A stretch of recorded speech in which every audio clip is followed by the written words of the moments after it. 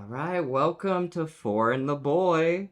And how you doing today, Boynton? I'm doing well, and You like you're my? looking like what are you, a genie? No, no, no, you're a fortune teller. Yes, this is my backup career in case the filmmaking business doesn't work out. I want to work on Plan B. So I guess the fortune telling doesn't work on yourself because you would know if it would work out for you, No, right? yeah, that's one of the rules is I can only read other people's futures, which is why I'm glad you're here today because Okay. I want to try to read your future.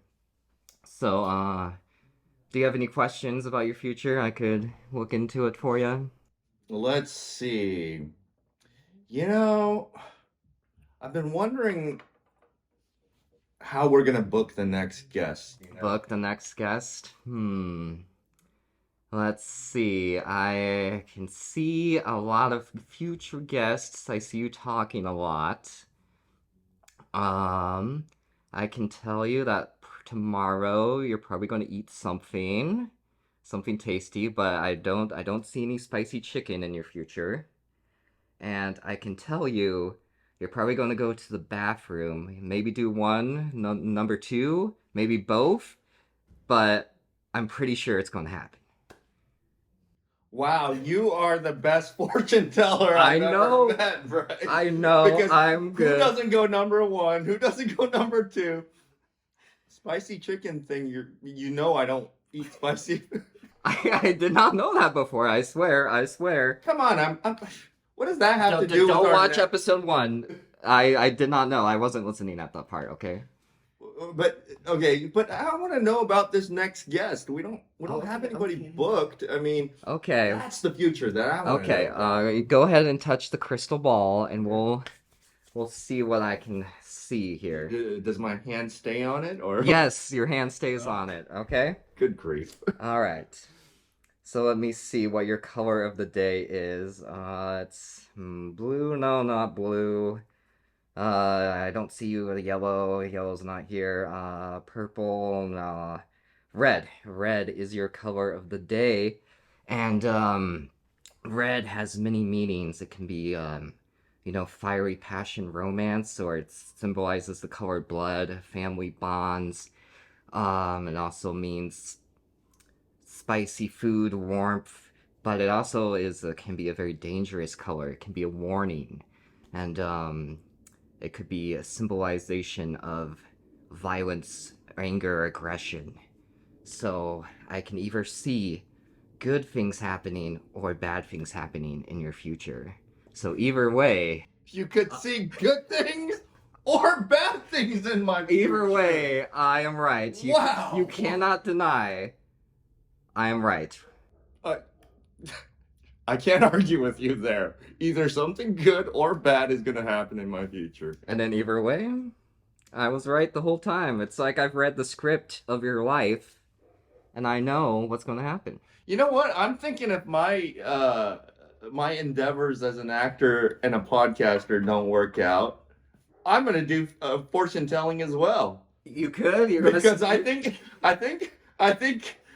I understand the formula. I think I have the same. You're going to study my technique and steal my idea. I already know. You already know. I Okay. think later on today, you might have some candy. Oh. And I think later on today, you might go number one. And then tomorrow morning, you might go number two. I could prove you wrong. You don't know. I could hold it until the next day. But let me see if I can reach the spirits here. And they're giving me a kind of a warning. Beware! Beware the future! Before it's too late! Ah! The lights are out. What's happening? What is going on? I don't know, but I need to go number two. Oh, oh, oh,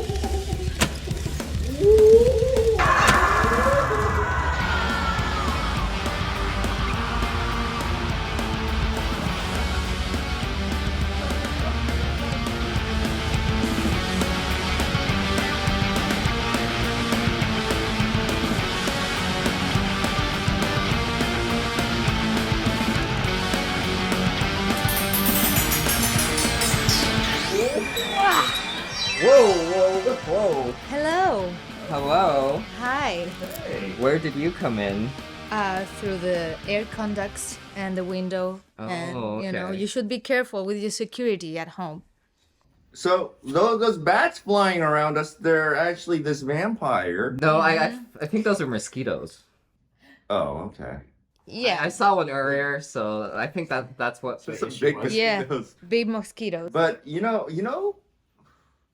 look like a lot like this girl that I had once worked with on my first feature-length film. No Really? way. No way. Yeah, I mean, let me see.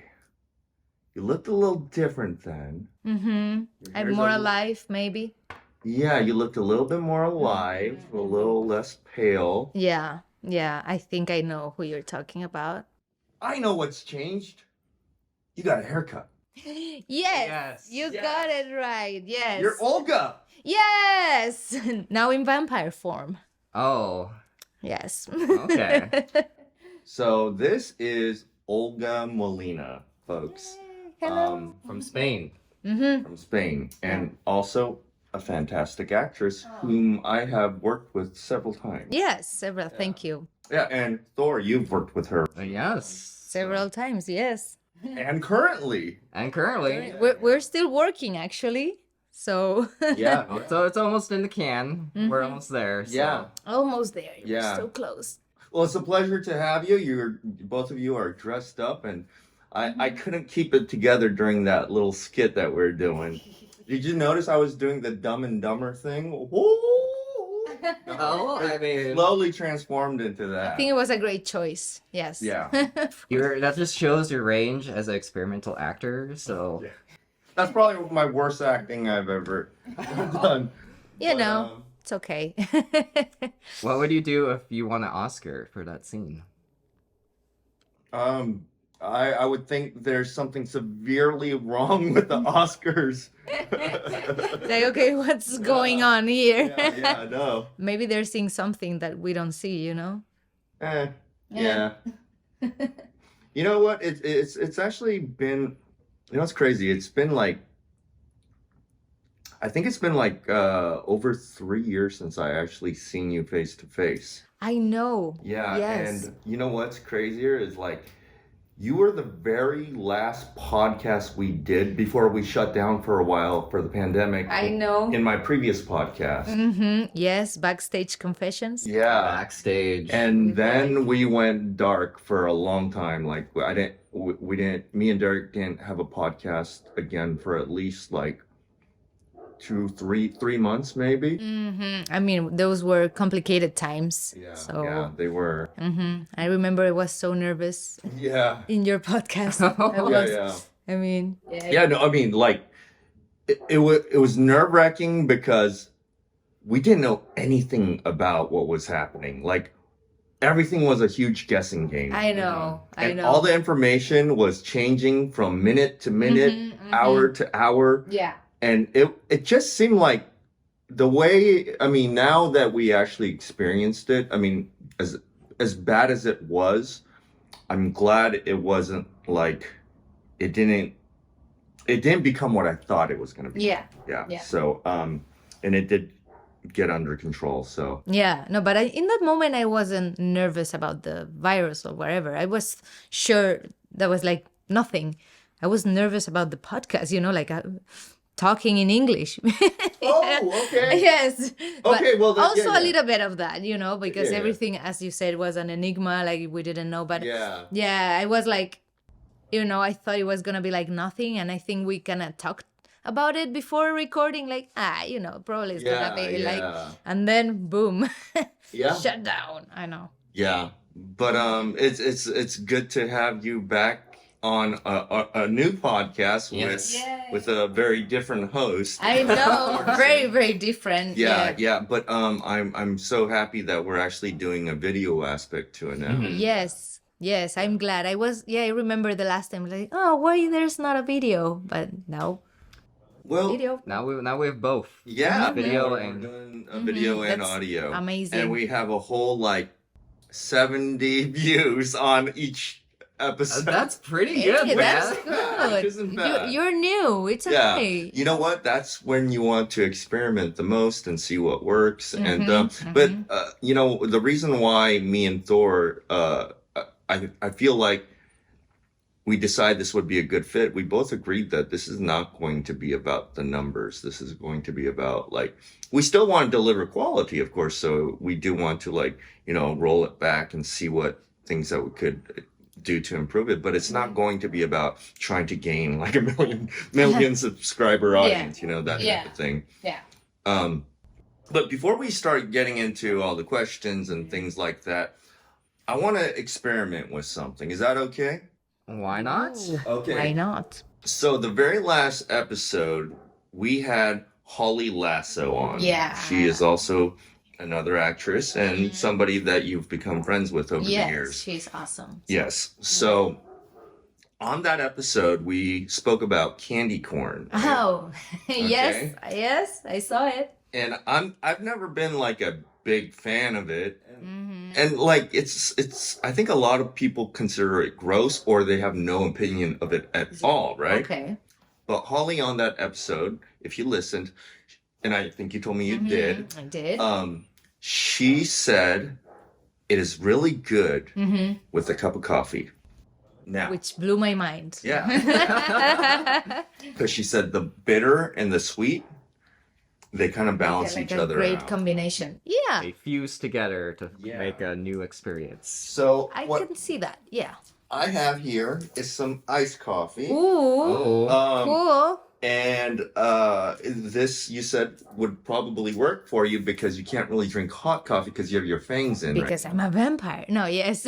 So yeah, we don't want this to melt. No, well, you know vampires don't like spicy foods, right? Is that a thing? It is. It is a thing. At least this vampire. Okay.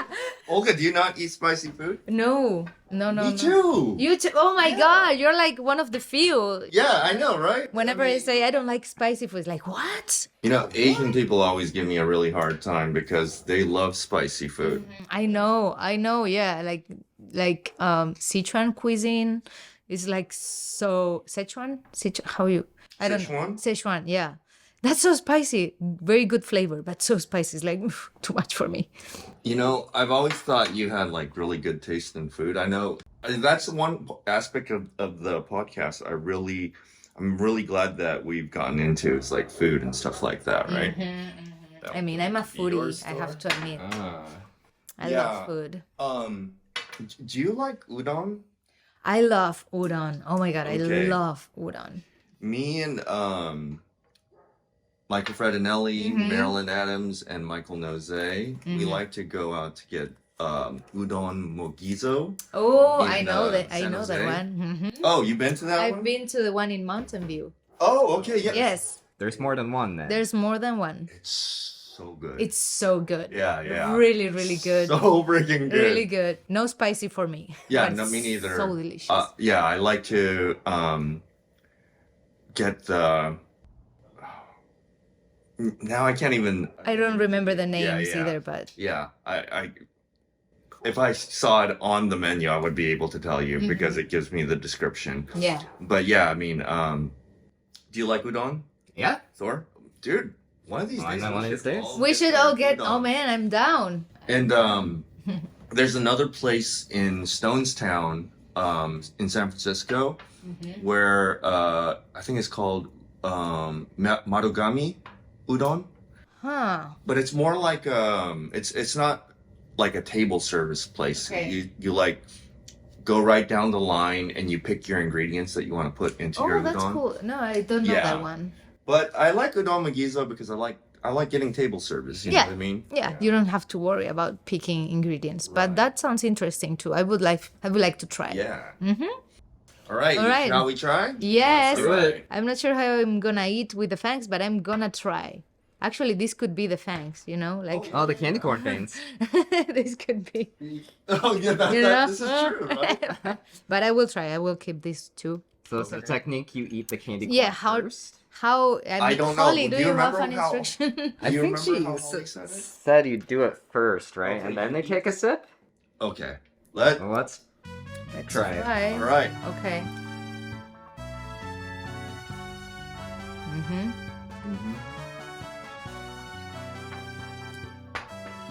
Not bad. I agree. Holly, you know your Candy. candy and your coffee. She is a master of candy techniques. I was gonna say, you know your candy and your corn. And your Okay. coffee. I might try it one more time. To confirm. I'm Okay. wondering if Okay. you would feel the impact of it more with hot coffee. Maybe, but I mean, this is strong, really good. Mm-hmm. I don't know. I think it works. Yeah, the two flavors work together, I would say. Maybe with hot coffee, the sugar would melt Melt. more, you know. But these are not hard candy, so it's easy to do with. Yeah, thank you. Of course. Approved. Approved. Yeah, thank you, Holly. I'll So, have one more. are you now a candy corn fan, Boynton? I wouldn't go that far. You want to go that far? Okay. Same here. Yeah, maybe Holly would be disappointed in me, but it's good. But It's good. Yeah. eh. I bought. The thing is, I bought an entire bag of candy Oh, corn. one of just- these big ones. Oh, it's just like that big or something. Oh, okay. But I did it just so we could confirm. Taste test, yes. Mm-hmm, Confirm Thank the you. theory. Yeah. It's been confirmed. That's how science works. Yeah. So if any of you want to take a bag of candy corn home after, you're I welcome. think to this do is so. your guy, right? I love guess. You love candy. But later on, Oh Oh. my god. I have Butterfinger, Crunch, and Baby Ruth here. So You know me well, Boynton. I know I listened. He spoils See, you. he should have been a fortune teller. You could do You it. should have. Yes, you could see the future. So, Olga, what are your top 5 burgers of the Bay Area? Wow. That question. It's hard because there are many that are really good. So, do you want me to go from 5 to 1? Sure. Oh wow. Okay. Okay, I think they're pretty much in the same level. Okay. I can go maybe with the one that it's, but the other 4 would be like maybe same level. So I'm gonna say, for of course, In and Out is one of those 5. Five Guys is also one of those ones. It's Okay. really good. The Habit Burger is really good. Oh, Jack Prime's Burger. Have you know that one? I haven't been there. Very close to Hillsdale Mall, Okay. and I think it's Jack's Prime's or Prime Jack's. I think it's Jack's Prime. Oh, it's really good, and the Pearl Burger in San Francisco, and I think that's the number 1. Okay. It's Pearls, really good. Pearls Deluxe in San Francisco. Pearls Deluxe. Go there. Tried that one as well? Yes. I discovered that place when I was up there in school, so it's like the best burger I've ever had. Really? And it's a very small place, you know. Even my cousins who came down from Washington, I took them there, and they agree that it's the best burger they've ever had. Wow. It's really good. We should go also. Yeah, I love burgers. Yeah. It's on Post Street, Okay. so kind of near Union Square. What about you? What's your top 5, Thor? Pearls Deluxe is probably number 1, Okay. and I would probably agree with her choices there. Also, I haven't tried the Jack Primes. the Jack Prime, the so I Primes, can't yeah. vouch for that. But yeah, your Yeah. choices were good. Trying to think. Super Duper is also kind of there. I like Super Duper. I love their pickles. Yeah. Really good. Did you know Super Duper was the first burger she had in the Bay In Area? the US, yes. Is it really? Yeah, That's yeah, a yeah. good one to start off with. I know, and I was surprised. Like you had to you could choose any ingredient. It's like, okay, this is the burger, and then you want lettuce, you want tomato, I'm like, yeah, of course. It was Yeah. good. Do you like Shake Shack? Do you guys like? Oh, Shake Shack. Yeah, that's a good one too. I was a little bit disappointed, but I don't know. Maybe my expectations were too high, but it was good. What I think about Shake Shack is it is a good burger. Value wise, like, look, how much it costs compared to how good it is compared to like other burgers. Like In and Out is a very well priced, right? Very, very well priced, and it's a solid burger for the price. You know what I mean? Mm-hmm. They're also very consistent. Very So consistent. Shake Shack, though, I mean, what makes that burger really good is that bun. I mean, it's that soft bun that, Mm-hmm. yeah, yeah. Yeah, And but you're right. I think that's why I was a little bit disappointed because of what you pay, what yeah, you get. exactly. Other places were. Yeah, like if I were to say what fits the price range perfectly, I'd say is like Habit Burger. Yeah. Habit's like well priced. It makes sense for the size of the burger, and what Mm-hmm. you're getting, the taste is good. Yeah. Yeah, and I think it's charbroiled, I think. Mm-hmm. Yeah, yeah. So, yeah, yeah. Really good. do you go to McDonald's or Wendy's often? I do. Yeah, there's a McDonald's near my place. Remember you asked me if I use the McDonald's app, Oh, yes. and I said that I don't use it as much as I should. The thing is like, as far as a burger goes, I mean, I do like the Big Mac, but Mm-hmm. Classic. yeah, the thing with McDonald's is there's only like a couple things on their menu that are really good. Mm-hmm. I think the Big Mac's good, and then I think their French fries are good. Mm-hmm. They can be more hit or miss too. Like Yeah. when they're on, it's like really good, but then like it's more often that they're not on. I have to say, and I'm sorry, but McDonald's, I feel like I was disappointed here in the US. I think in Spain is so much better. You know what? I hear a lot of that though, but I hear a lot of the fast food chains in other countries are way better. Yeah. Like I heard like KFC in other countries is Also like that. gourmet freaking chicken. You know what I mean? Yeah. Yes. Yeah. I was disappointed when I tried KFC here. It's like doesn't taste the same. What's missing? I don't know because each country has their own regulations, what ingredients they can use, what additives. So I think that's the difference. But Yeah. you'll have to go to Spain to try and compare. So, Olga, can you tell us what got you into acting? Like, what was that first pull? The first poll. Yes. I have a really specific memory, a very specific memory. I went to see a play. A friend was performing there, an older friend, and I was like so mind blown by the acting ability, what they did. It was very dramatic and also funny. I was like, I want to do that. I was like maybe 12 or something like that, and I'm not one of those like, oh, it's always been in me. No, I didn't even think about that. I had no idea what I was wanted to do when I was a grown up or whatever. But then watching that play in that moment, I was like, I would like to do that. And I didn't even think that as a career or anything. It's like I just want to do it.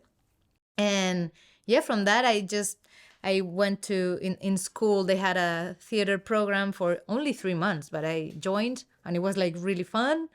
And from there I just kept joining.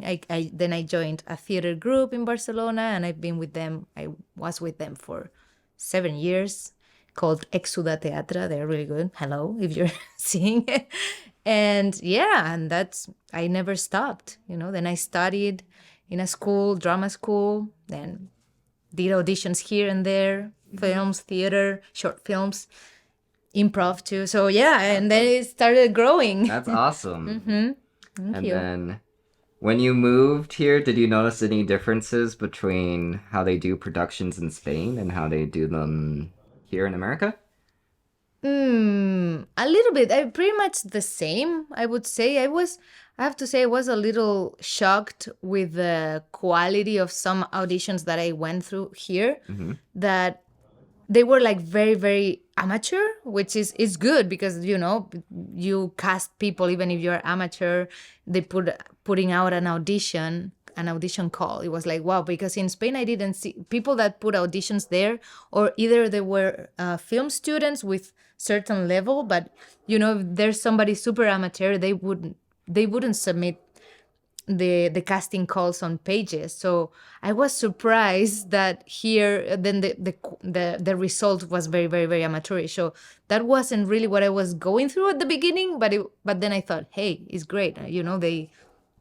They are using what they've got, and they are using real actors. even for, to make not very professional movies. But yeah, that's what surprised me the most at the beginning. Well, I feel like you gotta start somewhere, and so sometimes on those like student films or like even though it can be a disaster, like hopefully they use it as like a learning experience to Exactly. improve their craft. Yes. So Exactly. Yeah. So I'm totally I totally agree with that way of doing things. Yes.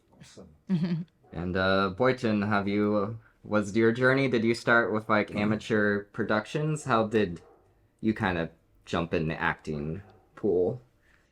So I think I may have explained this before. Wait, not on this podcast. That's podcast that I did. You have the podcast in your Okay. mind. So my whole thing was, so I used to do some, I did take drama classes back in high school, and I did a little bit of theater back then as well. But I kind of got back into acting classes back in 2016,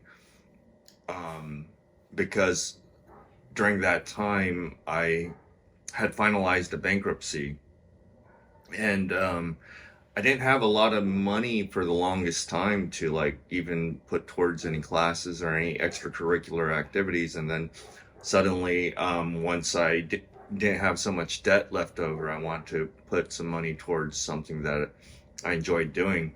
So I put it towards acting classes, and it was really just supposed to be an extracurricular activity where it's for fun, whatever, And then, through that class, I ended up doing like more workshops that were pushed by the acting school. And then they had us get headshots for the workshop.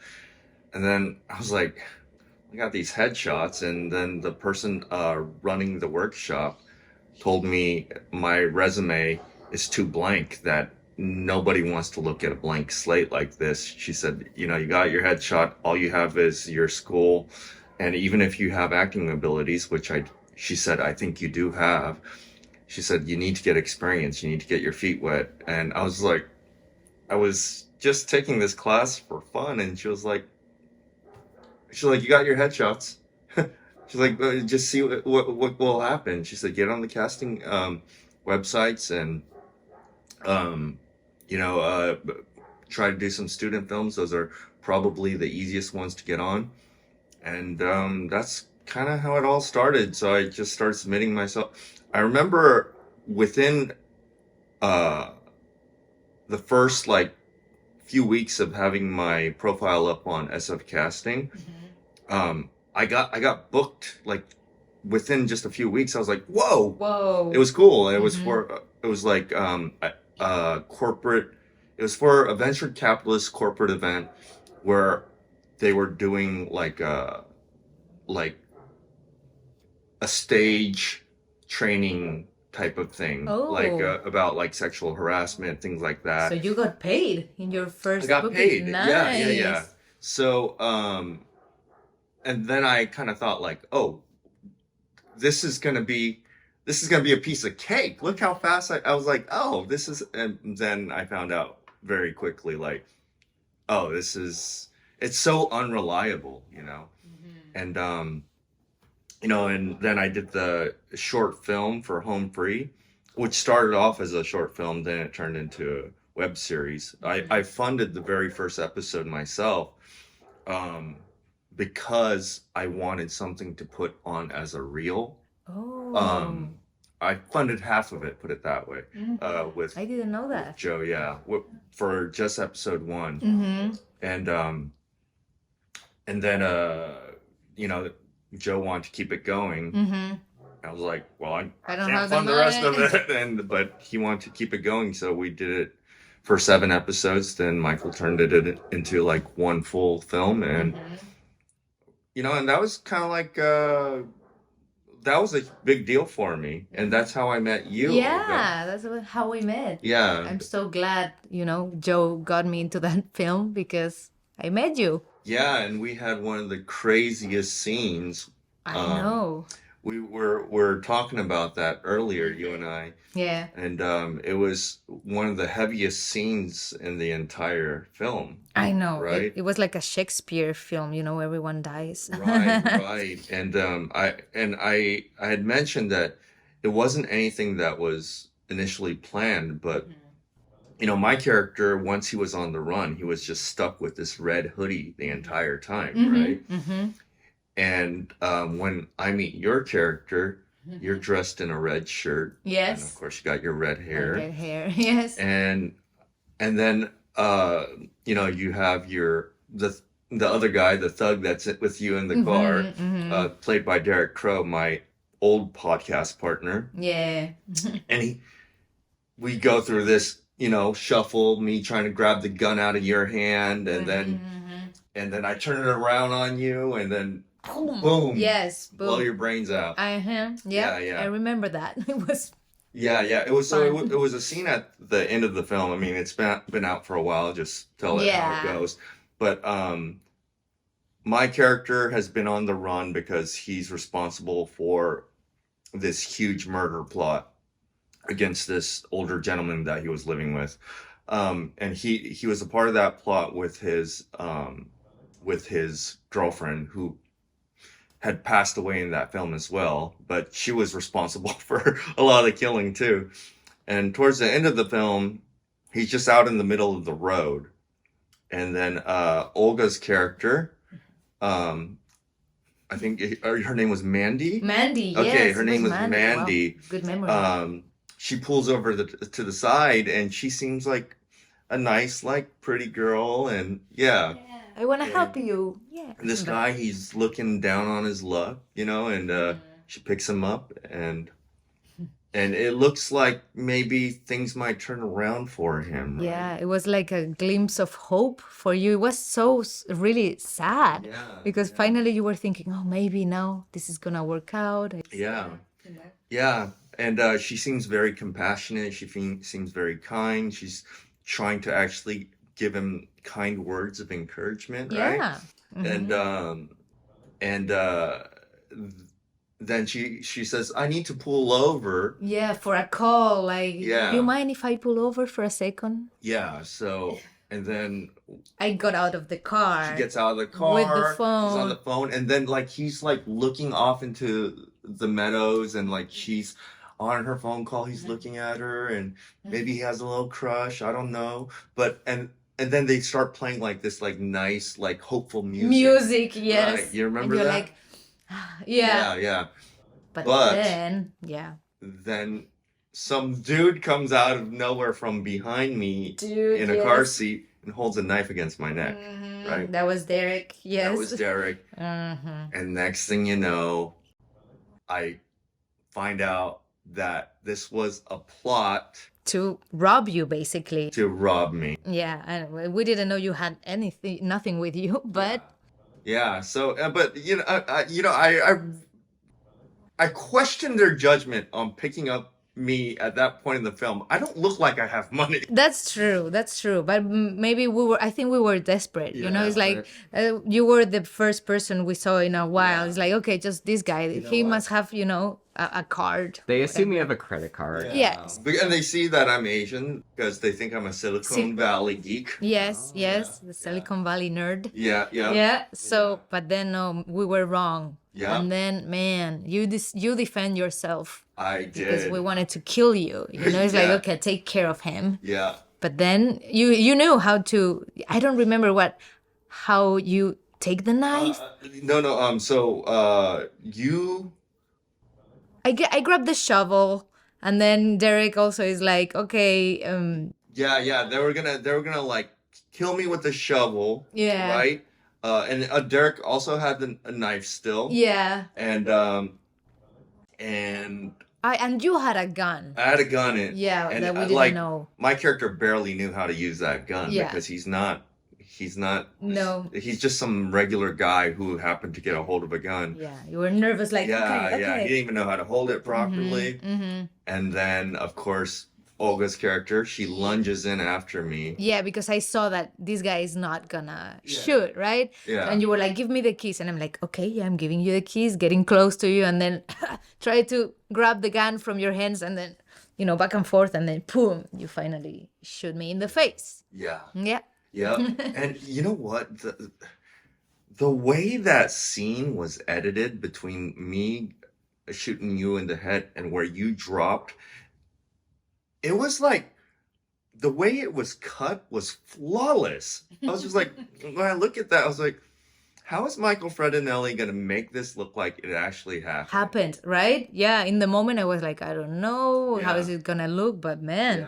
looks great. Yeah. Yeah. That's the power of editing. The power of Yeah, editing. the power of editing, and I appreciate it so much. And then, of course, right after that, Derek sees you. Is like, "Oh no, my partner in crime is freaking dead." Dead. And then I'm trying to shoot him, but I don't have any bullets left. No. Yeah. And he tries to hit you Yeah, with a he hits me shovel. with in the face with a shovel. Yeah.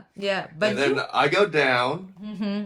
and I like gain my composure again. Mm-hmm. I grab the knife and I start Like slicing. away yeah, at his arm, like right? crazy, but you kind of slice him a Yeah, little I bit. did. Actually, I really almost got him. What? Yeah, I Really? no, yeah, but I didn't slice him, but Almost. I think he almost felt it. Yeah, Oh, okay. that would have been bad. Yeah, was a real that would have knife. been better. It was a real knife. Yeah. Yeah. Real knife, wow. Yeah, Yeah. I was gonna say another story with a real knife where yeah. in that story you kill me, and in another film I kill you, That's right. That's right. and I slit your throat. You But it was a real knife, so I was so scared. It's like, were I don't using wanna- the other side of it, though. Yeah, we did something, but it was like at the Yeah. beginning when I just go like this, I had it shown for the cameras. They're like, "Oh, don't go too far," because I don't want to kill you for real. But yeah, I mean, after that, Derek smashes my face in with a shovel. Yeah. Now that part, I was a little scared. I had my eyes closed, but Derek was like he was behind me quite a bit, and then there was like a big rock that he was smashing Yeah. with the shovel, and I had my eyes closed, right? But I could feel the wind The wind. of the shovel like in my face, and I just hear it smacking the rock. Yeah. And I'm timing my legs to go boom. Boom. Boom. Boom. You're You like- did a great job. It looked Thank you. so real. It did, right? But it's because of the camera angle, and of course, this. Like you can manipulate it to make it look like that shovel's just like really actually hitting me. But it was like he was considerably like a foot behind me. Yeah, You know? yeah, but it looked great, and it was a combination of good angle, good acting, with good directing, good energy apply. Yeah. Good everything. That to this day, even though that was like my very first feature length film, that scene still seems to be one of my favorites that I've ever worked on. Yes, that's one of my favorites too. Yeah, that's awesome. Yeah. So, Boynton, if you did get taken out in a film in like an epic death, would you be pleased? Like that's the way you went out? Or would you be like, darn it? Yeah, no, that I mean I've been bludgeoned to death a couple of times. Mm-hmm. Yeah. Once with a telephone. I like inside of a motel room. I got my head bludgeoned to death by Jeannie Young. Yeah. With a telephone. Whoa. With like the hotel rooms. Yeah. They have the like the big old The school big phone. phones. Yeah. Oh, I think I've seen that one, or at least I've seen a scene Mhm. from your demo reel. Yeah. I don't think I posted the death part of it, Okay, but no. the acting part of it. The I did acting. post. Really good. That's year 8, right? Year 8, Okay. that's correct. Yeah. What about you, Olga? If you got taken out in a film, would you be like, oh, it adds to the film? Or What do you mean by taking out? like taken out by accident, like the death scene goes wrong, and then you're a ghost. Oh, okay, like really die in Yes. a. Oh, I mean that has happened in real life. In the Crow movie. Yeah, Brandon Lee. I know. So that's scary because, but I don't know what would I do. I mean, if I die and I'm able to come in a ghost mode, I would try to warn the director or something like, "Hey, dude, why did this happen? Come on, step up your game," and then scare him a little bit. Okay, you Yeah. haunt him. Yeah. Would you go to the premiere if you finished the Yes. film? Oh, of course. I would go. I would go as a ghost and try to, wear my good galas. I don't know how, but I would try. Yes. Okay. Are you a fan of like vampire type films? I think you can see Yeah, that I yeah. am. Yes, I love not just the films. I love vampires in general. When I was a Okay. when I was a teenager, I wanted to be one so badly. I was like, I hope they're real. I hope they're real. You know. You can't do anything during the day though. You can't go It's enjoy okay, this. but during the night, man, the world is yours, and you can do anything, and you have forever to live. You can do everything you want to do in life. You want to have a rock band, you can because you have, endless time. There's a lot of perks. You don't have to worry about sunburns. Exactly. Well, yeah, I mean, you don't have a choice. You don't have a choice. Yeah, yeah. Literal sunburns because you just exactly. burn. Yeah. Have you seen the Underworld series? Yes. Underworld with long Kate ago. Beckinsale? Yeah. Yeah. Okay. Is that not a series that you followed? Not really. Okay. I don't know why, but I remember watching it and it was like cool, but I don't know when they mix vampires with werewolves and stuff. I don't know. I like it. Oh, okay, vampires are not real and it's fantasy, but I like when it's more real, when it's like Interview with the Vampire, for example, when Okay. shit gets serious. It's not fantasy action and boom, boom, boom. I like it when it's Interview with a Vampire was a lot. It focused more on the life of a vampire as opposed to like it wasn't like a horror film. no, it No, wasn't. it was very kind of very poetic. Yeah, but like a drama with a Yeah. little bit of Almost Shakespearean as well. Yes, Yeah, yeah. yes, and that's what I like the most. Same Yeah. with books. If it's just of the things with more sci-fi, with vampires, Yeah. it can be entertaining, but it's not my favorite. Yeah, yeah. I feel like, over the years they've really developed like storylines a little deeper in a lot of vampire films, especially like, like they've had like romance versions of it with Twilight. And then, Yeah. like, and then you have some of the spookier versions, and then you have some of the ones that explore more of the life of a vampire. Yeah. I mean, like I don't know. I'm not like a huge vampire fanatic or anything like that, but from the ones I've seen, I've noticed that they want you to they really focus on creating this world for people to kind of understand. Well, I mean, you could really make up anything, but there's certain things that they all kind of guidelines that they follow. Yeah, yeah, Yeah. yeah. One of the classic movie monsters, the Dracula. Yeah? Dracula. Again, I have the hairline. I see. Yeah. Yeah. Oh, It's like the V. Yeah, Yeah. yeah, So- yeah. I've had the Dracula hairline pretty much my whole life. Oh. It's a little more pronounced now. Hey, it looks Yeah. great. You want to be Dracula in Bad Bitches, I heard? Maybe because he said there's a young version and an old version. At Yeah. first, I wasn't sure which one I was gonna be. Like, am I the old one or the young one? Because right now I'm not like young, but I'm not super old either. So Yeah. I'm like, Come on, you could look 28 in a film. Come on, you think could. So. I think maybe 30s. Yes, Mhm. I think early 30s I can still manage to pull off, but I don't think I could pass his 20s anymore. I think you could. With your acting ability and the appropriate clothing and makeup and style, yes. You just have to bring out the slang, and be like, "What's up, bro? Where's the skateboard party at?" The skateboard party. I think he would look way older if he says that, Hey. Like, yeah, I mean, I always, I'm told that, I've retained my youth and stuff like that. In like, but not, I don't think it's that dramatic though. I think maybe at the most, I look maybe at the most a decade younger, which is still a great thing. It's a great because I'm thing. 43, Yeah.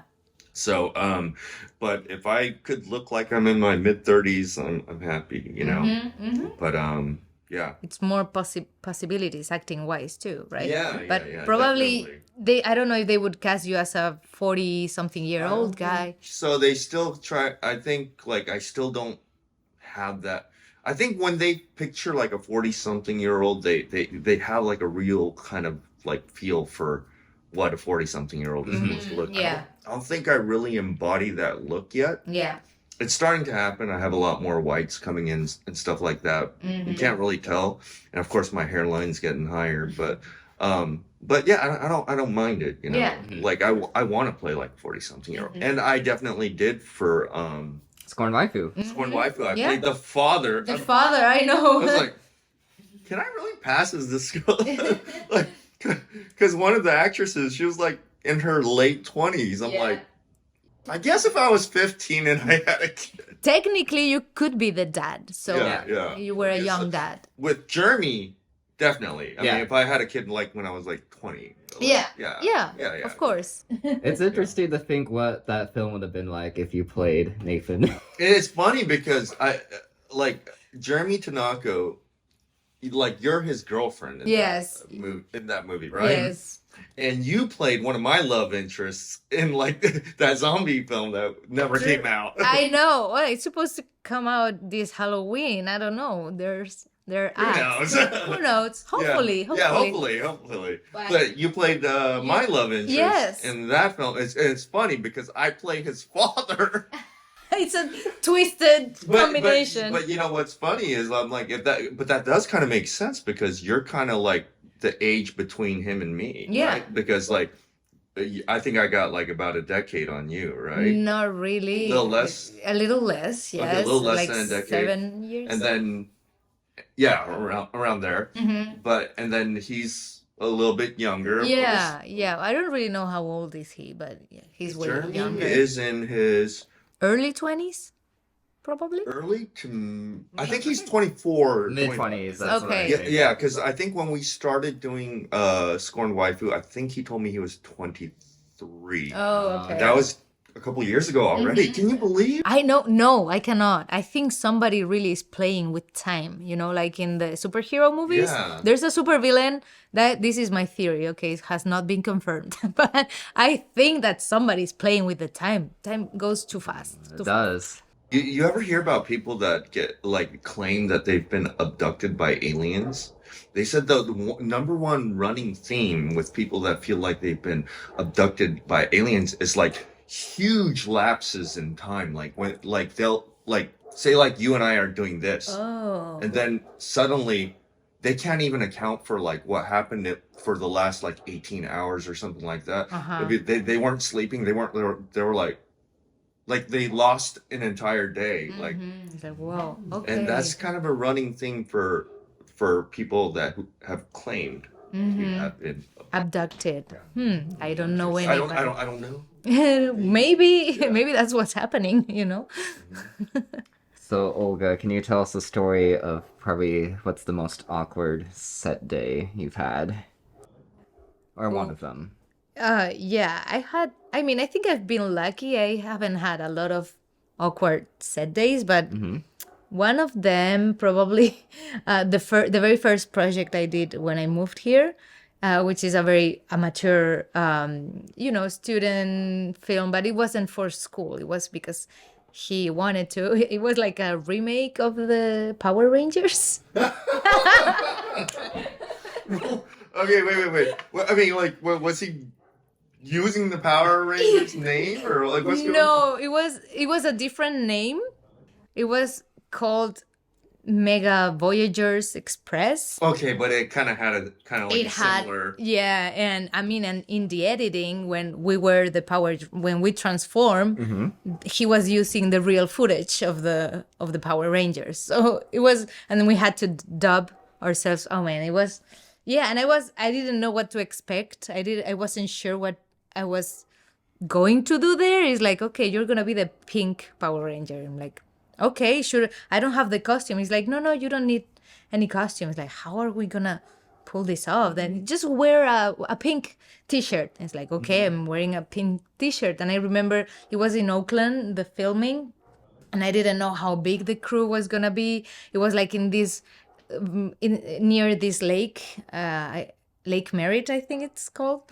And I was like walking there and I see like some guys like I in my mind I thought they were like rehearsing and like, oh, maybe they're part of the film, and I was just about to say, hey guys, are you here for the film? But I felt shy. I was in this country only for 3 months, so I was like, Oh, okay. yeah, so I was like, my English is not great. I don't know if okay, well, just, and I'm texting the guy like, hey, I'm here. Oh, yeah, yeah, come over. Well, I just walk and it's just the guy. So those guys weren't part of the film, just him. And we were supposed to be like 5 or 6 characters in the set. Like, no, it's just you today. I'm like, but I have dialogue. Like, no, I just film your replicas, your reactions, your lines, and then I will, so these films were all only, like like like a close up of me reacting. Oh yeah, how did it go? Another close up for another person. Was he able to match the lighting? No, not at all. Wait, Not at all. this story sounds very familiar. Did you ever tell this to me? Maybe I did. Is I it don't like know. like a robot kind of movie? Oh no, that's it. another. Oh, okay. That's another Oh, one. no. But you know what I'm talking about. I know what right? you're talking about. Yeah, but yeah, that day the robot, I wasn't on set because I filmed myself, so I was the set. The weird thing was the editing there. So you were directing yourself. I was directing myself with some directions that the guy told me. Like, Okay, well, tell me about my that. God. Like if you, I mean, would you be okay talking about it? yeah. Okay. Why not? Like, so you could frame it so we could kind of understand what. Yeah, so the robot, you mean, not the Power The Rangers. robot, Yeah, yeah. the Power Rangers was like, and at the end it was. I'm sorry if I didn't let you finish. No, don't worry. At the end, it was cool for me because I got to practice my English and my acting, Oh, even yeah. though with no partners, and he was a really cool guy. So, but yeah, the result was a little. But yeah, this robot, it wasn't supposed to be a robot film. We got a script about. It was really good, like the script, Okay. about a girl band. Really cool that they were like playing heavy metal and stuff supposedly, and then some stuff happened. They got involved in mafia, blah, blah, I don't know. It was a really cool script. And there was one filming day and I couldn't go to the filming day, and I was one of the band members, and I'm like, hey, but I'm not available these days. Like, oh, this is the day we're gonna film. And like, how I mean, am I still in the project? It's like, yeah, just film yourself playing drums, and it's like, follow this guide. So he sends me a music, a song, very 60s song, very soft. So it's like, I was like, okay, I guess it's not a heavy metal band. It's just more. Did you have to find your own drum set? Yes, so luckily I know another film director, and he has a drum set. Okay. So it was like, hey, can I film, just film myself playing a little bit drums. And then the director of the robot thing told me, yeah, just react as you wake up in a dream in some woods. And I was just waking up there in the woods. I don't know. And I was so confused, but I was trusting him. Like, okay, he knows what he's going to edit. Okay, I do all that. Then the film comes out, and it was like so weird. The story changed completely because he couldn't have all the footage that he wanted, and he only filmed one day, so he changed the story. So it was like, first of all, playing the rest of the girls, they were together, so they were like super heavy metal, and I was like, with the song very heavy, and I was like, eh. And I was like, man, this doesn't match. Oh my god. And all of a sudden the story is completely different, and there's these letters coming in the screen like Star Wars, like Oh in a my far goodness. away. So starts saying something about robots and another planets, and me that I'm charging as a robot in the moon. I was like, what the He took a frame of my footage, like waking up, and just put my head in a robot. I was like, I was like, See, so that's what I was thinking of when you were describing your head and the frame. Yeah. Okay. yeah, no, the other was just close-ups. Okay, But this close-up, one was okay. my head attached to a robot frame. I don't know. It was so weird. I was like, this is not what we, agreed to Did do. it? I mean, like, did it like the way what he was attempting to do? Do you did it even work? Did it make sense? It didn't make sense for me at all. I mean, he had really cool shots because he had a professional set for that day, but then the sound was very off, and I don't know, something happened with the sound. And then with his editing, adding these weird framings, like me being a robot and all the letters, and with telling the story, it was like, what is this? I really want to know what happened in that post-production session. Did you ever see a final product on that? I saw it and I regret not downloading it because I think he took it took off it- because I everyone mean- was like, "What happened?" yeah, we complained. I mean, we complained. Me and another girl, we talked with him like, what happened? You know, we wanted to make the real version of that. It's like because we really like the script. It's like, okay, is it cool if we transform the script and film it ourselves? And he was like, he agreed. He was like, yeah, okay. But we never did. Then the pandemic was in the middle. But that was Okay. one of the projects that I wanted to do. But it's still there. We're not saying that we're not going to do it. But Okay. oh my God, yeah. It was like- Okay. yeah. Boynton, have you heard the story of when we got locked in a park? Oh yeah, my that was God. for Scorn Waifu. That was for Scorn Waifu. Yeah, Yeah. yeah. Wait. You was it? It was you, Jeremy, And Rich. And Rich. All four of you were locked behind. Yes. So I scouted this park and like I went by there at like 11 o'clock at night and the gate was open. So I was like, well, I guess they must not lock it because they would just have to come back at sunrise to open it. So we were filming that night and we started in the neighborhood. We had some scenes with Maribel, but we wrapped her and so she went home. And then we had a scene in the park because we needed a tree. Because there's a part in the movie where there's this pillow hanging in the tree. And so I had Rich like throw the rope over the branch. And we put The pillow the there. pillow there. And Yeah. it'll make sense when you see the film. But so we were filming. And before we went into the park, we even had this like old lady kind of come out, and it was like 9:30 or so. It was even late because later, she was watching. There was a full moon, and she was like, "Oh, guys, did you see the full moon tonight? It's so precious." And it was like, "Yeah, it's beautiful." It was like 10:15 or something, so it was late.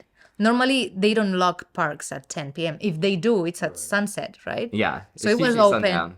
So it's like, okay, So it's yeah, an open we'll park. go in there and knock it out, and we could still see like the street, The so, gate. like, the gate. Yeah. So we're filming the scene, and we have like I don't know about 6 or 7 shots left, and it's almost midnight. And we see this like car come up and pull in, I think it was even past midnight, like maybe maybe a little 30 after. minutes past midnight, but it was late.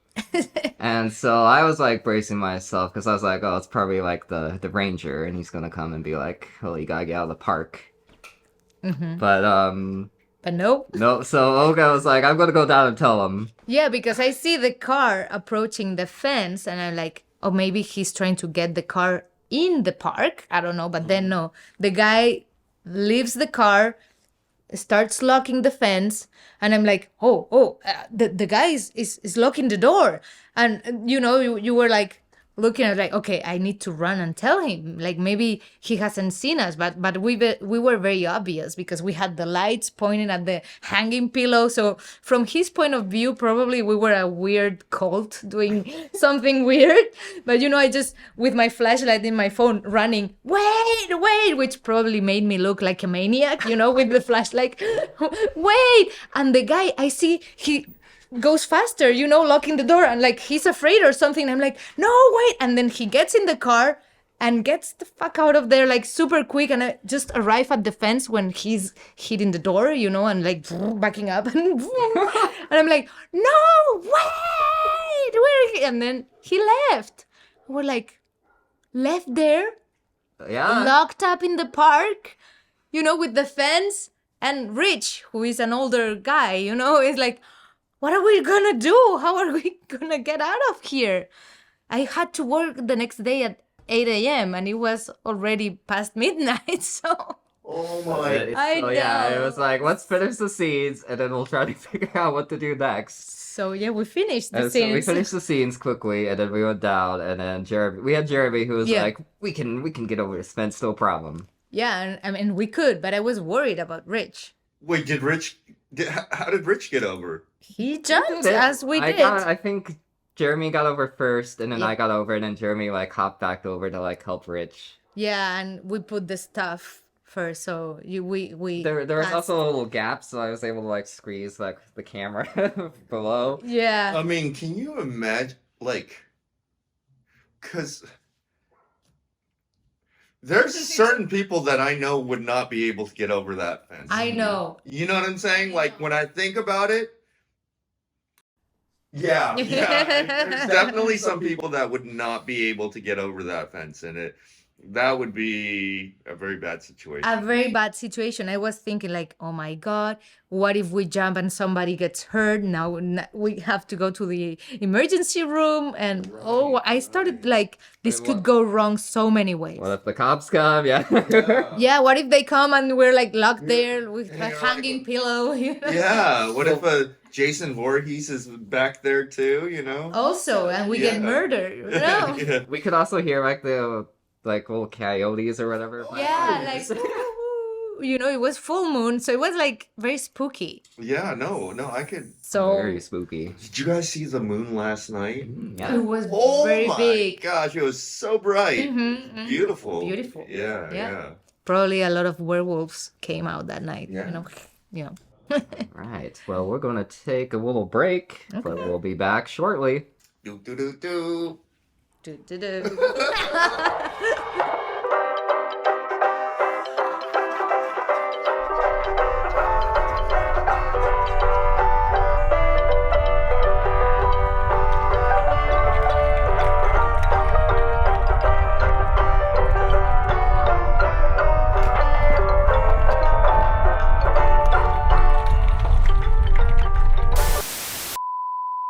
All right, and we're back. And hope you enjoyed that quick break. I had a crunch bar. And what candy did you have, Boynton? I also had a crunch. Good, Yeah. good choice. It's one of the better classic candy bars. Mhm, Yeah. I didn't have a candy, but I got my nails back. But I forgot to wear them in the first part, so now Oh, you meant you went to the salon. and I got went your- to the salon. Yeah, got my nails done and back.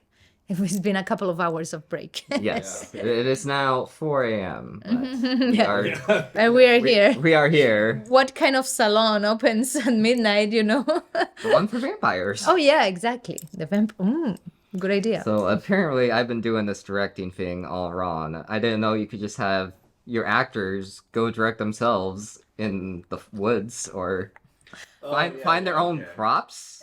Yeah. Yes, we can do that. I mean, you know, we're resourceful. Yes, so I think for my next project, that's what I'm gonna do. I'm just gonna be like, take the script, go film your scenes, Yeah. and then I'll get a And then we'll turn you into a robot. Yeah, exactly. I mean, if he had told me that, at least I would know, you know, but Chat GPT will edit the film for me. oh, There that's you a go. good So idea. like I don't have to do anything. And the future of AI takes the work out of it. AI would do everything, yes. Do your best robot impression. Robot impression. Yeah. Talk like a robot. Welcome to Thor and the Boy. I am ChatGPT. What kind of script would you like? Okay, all right. Now let's hear your robot Okay. impersonation. Hello, I am a robot. What can I do for you today? Oh, I like the choice. Yes. That's some good improv. Thank you. Okay. How about you? I am a robot. I am here impersonating boy on Thor and the Boy. Oh no, he's getting burnt. Oh, no. Yay. Yay. Good job. No, I actually copied you. The malfunction thing is. It's a very that's a good creative choice there. Yeah, You took it to another level, which is I don't know. That was a very bad robot impression. I understand this, but So do you think we need to make a movie where we're all play robots? not in that way though. Not Not in in that. that- You know what I liked was Ex Machina. Ooh, Did you watch Ex Machina? Yes. Okay. I remember liking it a lot, but I don't It remember. was so good. I don't remember any details. I have sometimes. So it was about this young man. I forgot his name. He was a young blonde dude. He went in this very remote area. At a house, Yeah, right? at a Yeah. house. Okay. And Oscar Isaac plays the owner of the house. The owner. Yes. And he's the one that created this very lifelike, beautiful girl robot, right? Yeah. And the girl robot basically manipulates this dude the entire way, and she seems so very lifelike, right? And she seems to have emotions, and then Oscar Isaac's character, he treats her like garbage. He treats her like she's like trapped behind this glass and everything. And he also has this other female robot, this Asian robot girl, and he treats her like a piece of meat, makes her dance and and serve him, and who knows what he's doing with these girls, right? These robots. Yeah. But the thing is, we forget they are robots. I mean, we don't forget. I mean, but I think the main characters? character, you saw Ex Machina. I have seen it. Yeah, so he starts like thinking, Humanizing them. yeah, Yeah. and starts thinking, oh no, they're being mistreated and this and that, and he just like, It's a really great movie. he goes pretty deep. Yeah. And of course now this form of the robot, this girl, this beautiful robot girl, is like mimicking real human behavior. Yeah, and she's gaining like compassion from him. Yeah. She's behaving like, she's expressing herself like she's like very distressed. And that dude fucking falls for it. Yeah. Yeah. Really good movie. Makes me think of Her. You know the movie Her with Oh, with Yeah. Joaquin Phoenix. Yes. Another classic. Yes, and that thing could happen today because you don't really need a person for the robot. It's in your phone and Just wait until waifus and AI combine. wow, it's gonna it's gonna be a revolution. Oh my god. The most terrifying part though was like the robot left him inside that. It's basically like a bunker. I mean, it's like a house, right? But Yeah. it's like nobody's gonna find him because it's in the middle of nowhere. And all the doors and everything's completely locked. So he's gonna die there of starvation in his own piss and feces. Yeah. And she does not care because she's a robot. She's a robot. And she did what she was put there to accomplish, is to basically win this game. Yeah. Yeah. After like she studies these human beings Yeah. and how, oh, you are human. I know what to do to Yeah. win you over. And then it's just like a Excellent. program, Yes. you know? Yeah. And it doesn't fail, right? No, it doesn't Exactly. fail. Brilliant film. Brilliant. Very Yeah. recommended. Yeah. So, Olga, I wanted to ask you, when you first get a new project, like it's a new character and everything, do you build the character and their backstory, like all before you start shooting, or do you kind of do it along the process of filming? No, definitely I have some backstory since the beginning because I feel I need to know who I am or who is the character, I need to know some stuff that happened to that character before, and it happens while I read the script. And sometimes there's a thing in the script is like, okay, how I justify this behavior or this choice, then I start to create in my mind. Sometimes I write it down, but normally it's in my mind like, okay, maybe she responds like that because she had a dad that was abusive, and that's how I start creating the backstory. Okay.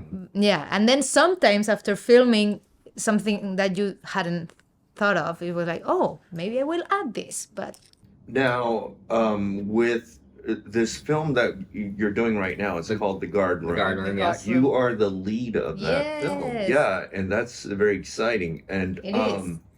now, I remember you, Thor, you revealed on the very first episode that this guy Lucas is like loosely based on a character that you had once worked with. Along with Patrick too. So Patrick. yeah, So Nose playing Patrick. yep. And then so is the character that Olga's playing, is that kind of like a first person perspective of like kind of like what you experienced? A little bit, yeah, definitely. Oh, so Olga's playing Thor. I am him. Yes. Yeah.